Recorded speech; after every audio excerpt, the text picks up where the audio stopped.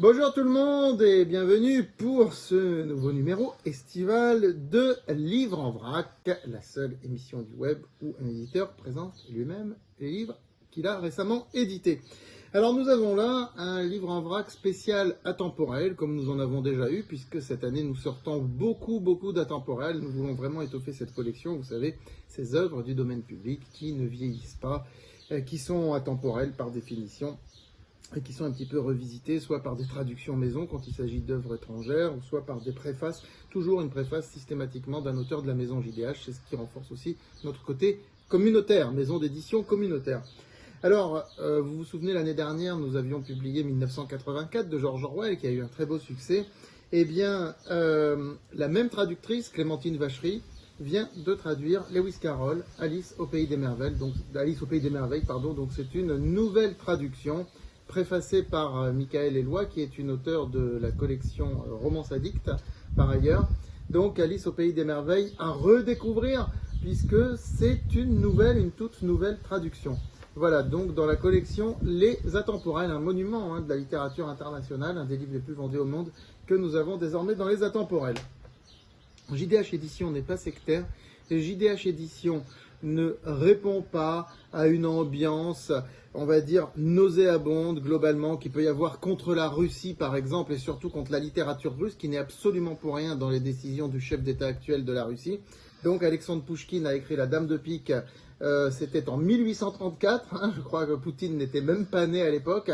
Aujourd'hui, on a tendance à cracher sur la littérature russe. Au contraire, nous, on publie ce livre dans la collection Les Atemporels, La Dame de Pique, et nous avons utilisé la traduction d'André Gide, que nous connaissons et que nous avons déjà publié chez JDH Édition. André Gide et Jacques Chiffrine.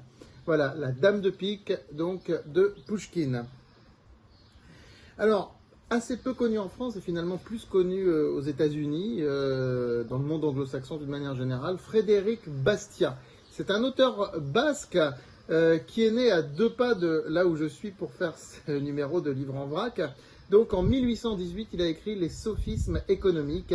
Donc il nous rappelle des vérités sur la nature humaine. Et également, il est aussi défenseur de la liberté sous toutes ses formes. Il nous montre les bienfaits de la liberté et les méfaits de la contrainte dans les échanges économiques. Pour ce qui est de sophisme économique, le livre est préfacé par Simone Wappler. Toujours Frédéric Bastiat, un petit peu plus tard dans sa vie, donc en 1850, c'est-à-dire 32 ans plus tard, il a publié La Loi. À quoi sert la loi? Pourquoi fait-on des lois? Quels sont les vices et les vertus des lois? C'est très court, c'est très percutant, c'est presque pamphlétaire. Frédéric Bastiat, La Loi, 1850, et c'est également préfacé par Simone Wappler, auteur qui, je le rappelle, a eu un prix littéraire en 2021. Et enfin, préfacé par moi-même.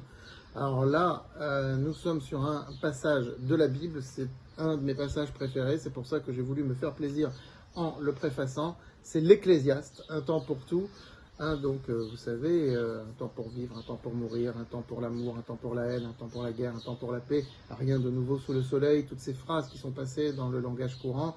Donc, l'Ecclésiaste qui est à part, qui est un petit livre un peu fataliste, qui est un des passages de la Bible finalement qui est autant destiné aux croyants qu'à ceux qui ne sont pas croyants, qu'aux athées, parce qu'il est universel. C'est tout ce qui a existé, existera encore. Enfin, c'est l'ancêtre un peu de la théorie cyclique, c'est l'ancêtre du développement personnel, même si on veut. Enfin voilà, c'est vraiment un passage remarquable, l'Ecclésiaste, avec cette superbe illustration de Johann Laurent Rouault. C'est moi qui l'ai voulu, un temps pour vivre, un temps pour mourir. Voilà, l'alternance est bien faite ici. Voilà, donc l'Ecclésiaste, traduit par Ernest Renan, parce que bon, c'est un langage très ancien, et donc ça a été traduit par ce grand Ernest Renan. Publication 1890 par Ernest Renan, sinon le livre, on ne sait pas combien de temps il a peut-être 3000 ans, on n'en sait rien. Voilà, je vous dis à très bientôt.